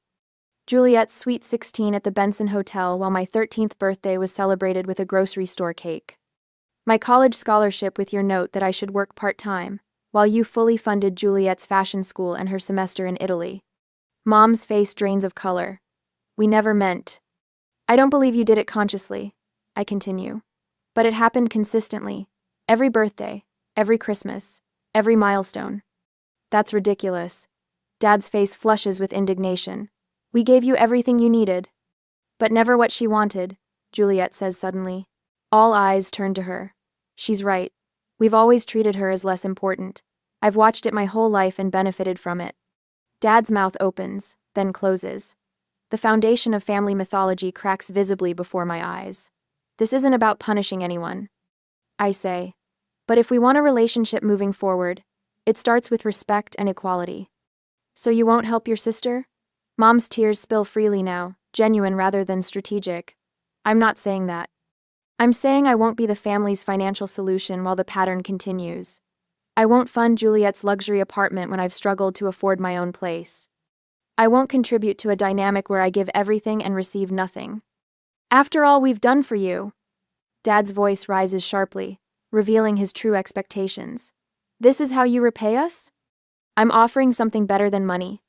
I reply, my voice level. I'm offering honesty. I'm offering the chance for a relationship built on mutual respect rather than obligation. She doesn't owe us, Juliet says quietly. None of this is her responsibility. The silence that follows feels like the first honest moment we've shared in decades. I stand, smoothing my skirt. I need acknowledgement of what's happened. I need my boundaries respected. I'm willing to help Juliet find an affordable apartment, create a budget, apply for jobs, but I won't sacrifice my financial security or self-respect. Mom's shoulders shake with silent sobs. Dad stares out the window, his back rigid with pride. Think about what I've said. I gather my purse. I'll let myself out. The night air feels cleansing as I walk to my car. Stars pierce the darkness overhead, witnesses to a truth finally spoken. I realize, starting the engine, that the truth doesn't need to be harsh to be powerful. It simply needs to be spoken. What truth have you needed to speak, even when others weren't ready to hear it? I unlock the door to my new Portland condo, the key sliding into place with a satisfying click. 1 year after that Christmas revelation, my life stands transformed not by what others gave me, but by what I finally gave myself permission to matter. Last box, Robert announces, setting a cardboard container labeled books on the bamboo floor I selected myself. His steady presence these past months has become a comfort I never knew I needed. Not rescue, but partnership. I trace my fingers along the framed house key mounted on the entryway wall. Beneath it, a simple plaque reads, $18,000, the price of freedom, each dollar representing months of overtime, careful budgeting, and saying no to family expectations that once consumed me. Department head looks good on you, Aunt Margaret remarks, arranging wildflowers in a ceramic vase I created in pottery class. She touches my shoulder, her eyes crinkling with pride. You built this life brick by brick, Elise. The afternoon sun spills through windows I spent hours selecting, casting golden rectangles across the dining table set for 4. Not a grand gathering, but an intentional one, Robert. Aunt Margaret and Juliet will join me for dinner.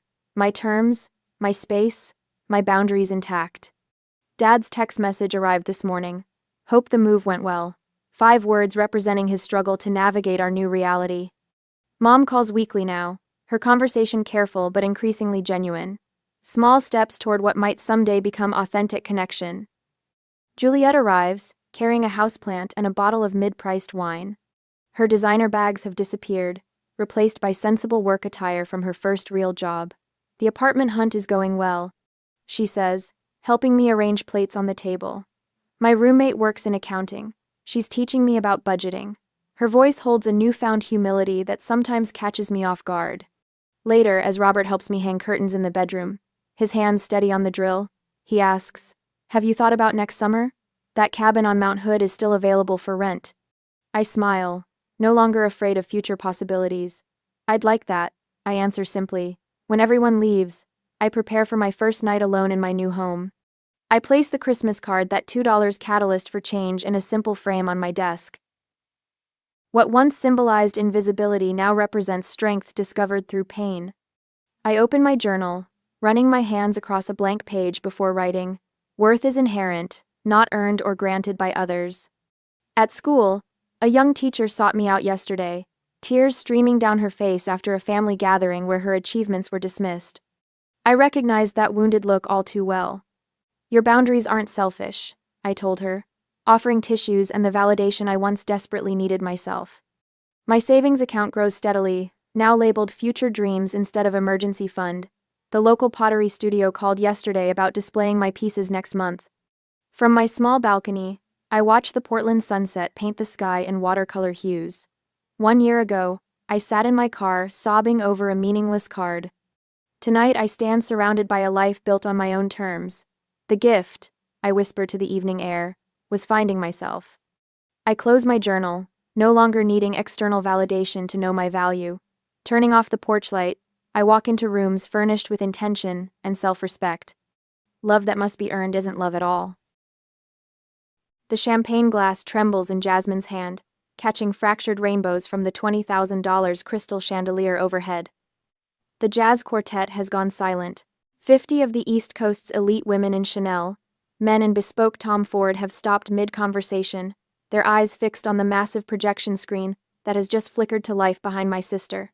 She stands on the raised platform in our parents' living room, her Vera Wang gown gleaming like freshly fallen snow, that 5-carat diamond engagement ring catching the light as she gestures toward the dark corner where I'm stationed at the audio console.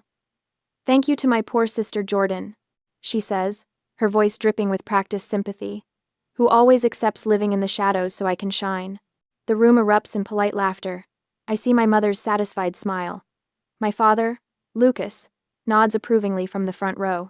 But Aidan Caldwell, tech billionaire, my sister's fiancé, the man who was supposed to seal her ascent into the stratosphere of wealth, doesn't laugh.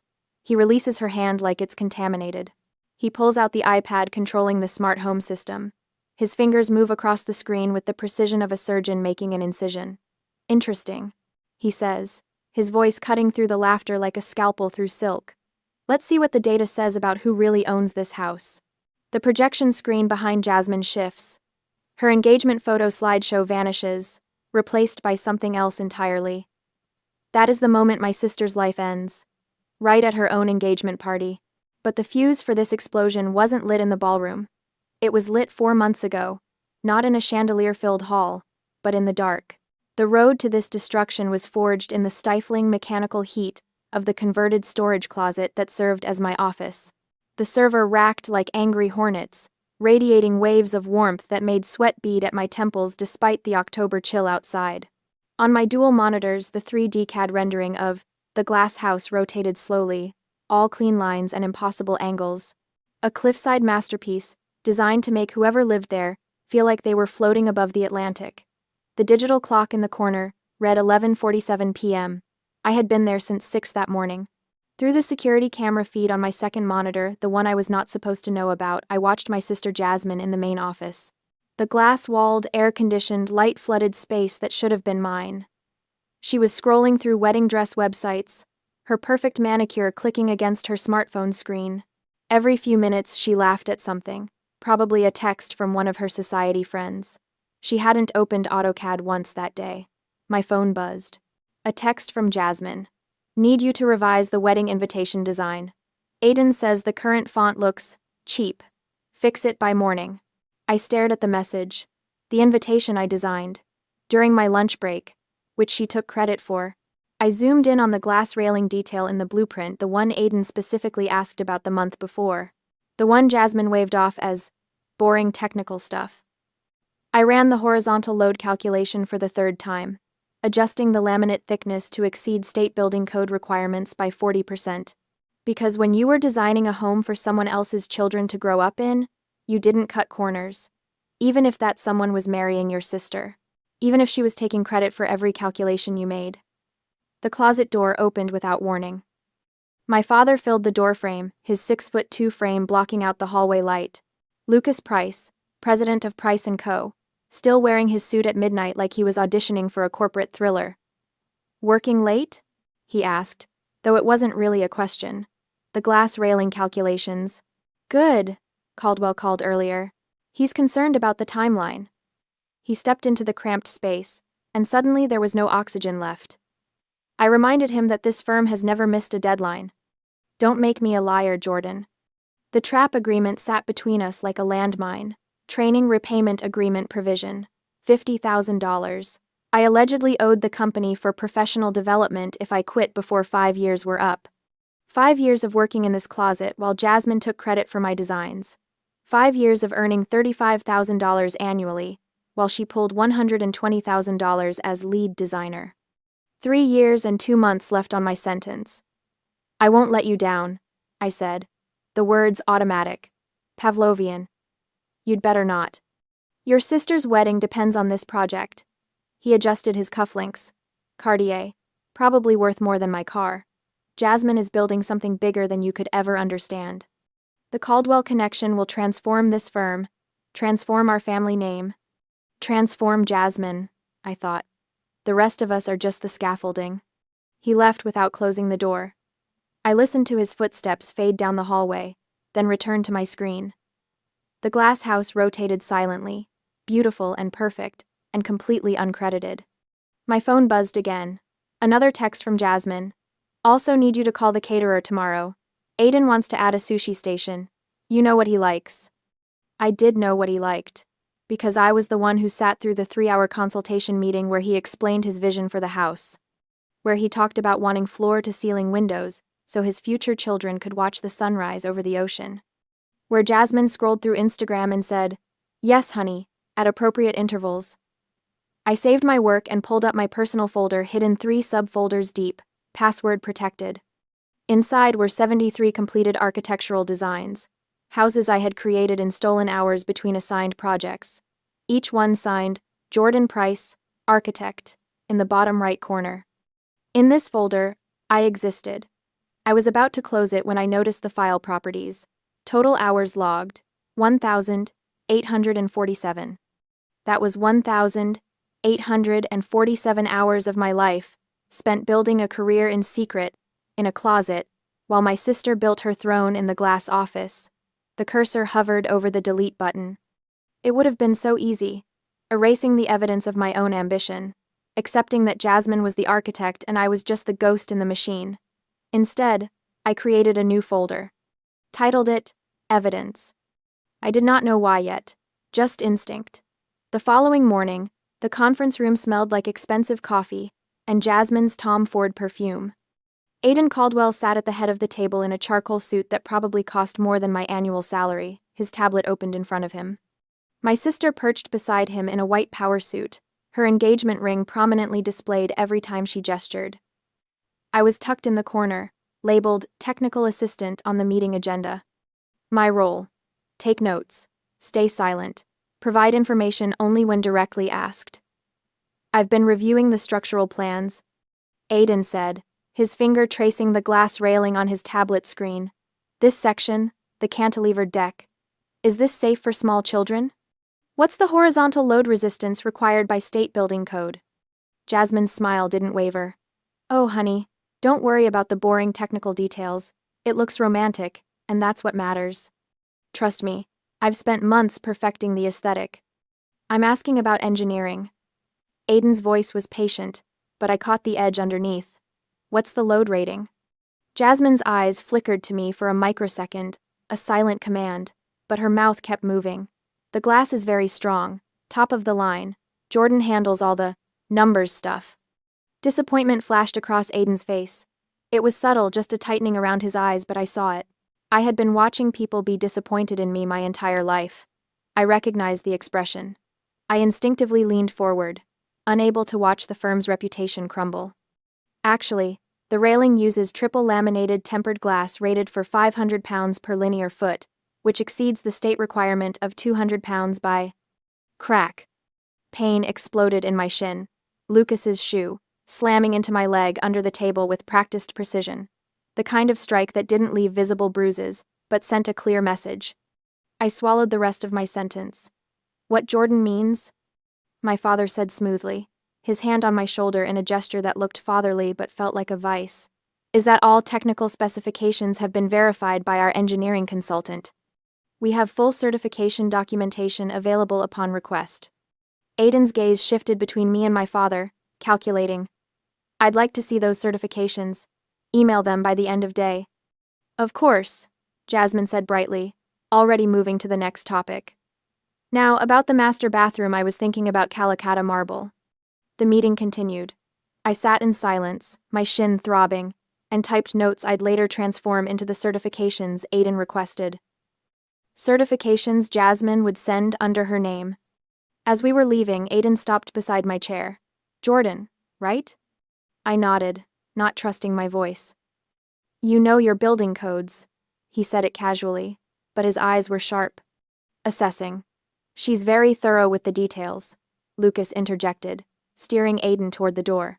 That's why we keep her on the technical team. Everyone has their role. Aiden glanced back once before he left. I pretended to be absorbed in my laptop. That night, back in my closet office, I opened the evidence folder. Added a new file. Meeting, notes, 10-15, txt. I typed. Aiden Caldwell asked about glass railing specifications. Jasmine couldn't answer. I provided technical data. Lucas kicked me to maintain silence. I stared at the words. I wondered what I was doing, who I was doing it for. Then I saved the file and returned to work on the glass house, making sure every calculation was perfect. Because even if no one would ever know I designed it, I would know. And I refused to let my sister's incompetence result in someone's child falling through a defective railing. My phone buzzed. Jasmine. Wedding emergency. Need you to call 3 florists and get quotes for peonies. Aiden loves peonies. Due tomorrow. I looked at the clock. 1:23 a.m. I picked up my phone and started making a list of florists to call in the morning. Because that was what ghosts did. We served. We did not speak. Not yet. Time blurred as the project deadline approached. The calendar on the wall mocked me, counting down the days until the deadline, until that night, 2 nights before the engagement party. The instant ramen cups formed a small graveyard around my keyboard, 4 empty ones. Testimony to meals eaten without leaving the closet. My forehead rested against the spacebar, and I was dimly aware that I had been asleep for maybe 20 minutes when the AutoCAD autosave ping jolted me awake. The clock read 2:17 a.m. My neck screamed in protest as I lifted my head. The door opened. Panic flooded my system. Lucas did random checks sometimes, making sure I wasn't wasting company time. I frantically minimized the wedding planner spreadsheet I was working on, unpaid labor for Jasmine, and pulled up the glass house blueprints. But it wasn't my father's cologne that filled the small space. It was something more expensive, more subtle. Aiden Caldwell stood in the doorway wearing a Stanford hoodie and jeans, holding an insulated high-end delivery bag from Matsuhisa. He looked confused, then shocked, then something else I couldn't quite read. Jordan? He looked around the closet, the server racks, the single fluorescent light, the complete absence of windows. What? Where's Jasmine? My mouth had forgotten how to form words. Aiden Caldwell was in my office. At 2 a.m., holding what looked like takeout from a restaurant where dinner for 2 cost $400. She's not here, I managed. But the system alert. He held up his phone, showing the smart home app. The office server activity triggered a notification.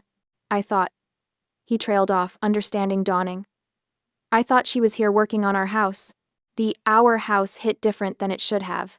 Like he was already emotionally invested in the building that existed only in blueprints and my exhausted brain.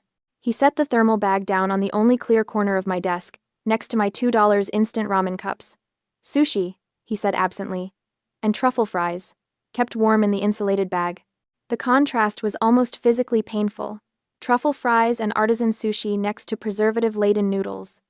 Jasmine told me you didn't know how to use AutoCAD, he said slowly, his eyes on my screen. She said you were just support staff. I didn't respond. Couldn't respond. The fear was still too ingrained. Aiden leaned closer to the screen, and I resisted the urge to minimize it. He was seeing the detailed cross-sections I was working on, the specific safety adjustments he had asked for 3 months prior. The ones Jasmine said were too complicated to implement. He straightened, pulled out his phone, and opened something. The edit logs, he muttered, scrolling. The system tracks every user's time in AutoCAD. My heart hammered against my ribs. 480 hours logged under your account on this project.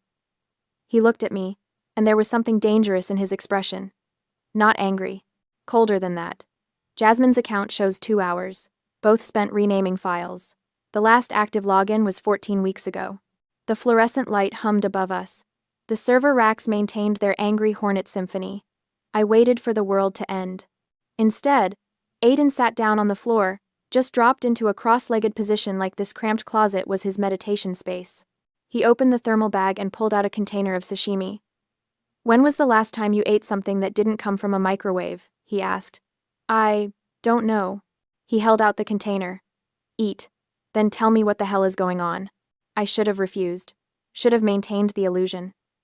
But I was so tired, and the tuna belly looked like jewels, and something in Aiden's expression said he already knew the truth anyway. I took the container. The first bite made me want to cry. "She's at Avalon," I said quietly. "The club downtown. Bottle service with her friends." Aiden's jaw tightened. "While I thought she was here working on our future home." "She does this a lot." The words tumbled out before I could stop them. "She has me log into her laptop remotely and move the mouse every 20 minutes so the system shows activity. Makes it look like she's working late." Jesus Christ. He scrubbed his hand through his hair. "What else?" And maybe it was exhaustion, or maybe it was the fact that someone was finally asking. But I told him. The trap agreement, the stolen trust fund, the wedding planning I did unpaid. The meeting where Lucas kicked me for speaking up, the 4 years of designing buildings that would have Jasmine's signature in the corner. Aiden listened without interrupting. His expression got progressively more glacial. When I finished, he was quiet for a long moment. Then, "I came here because I thought I was marrying someone dedicated to building beautiful things."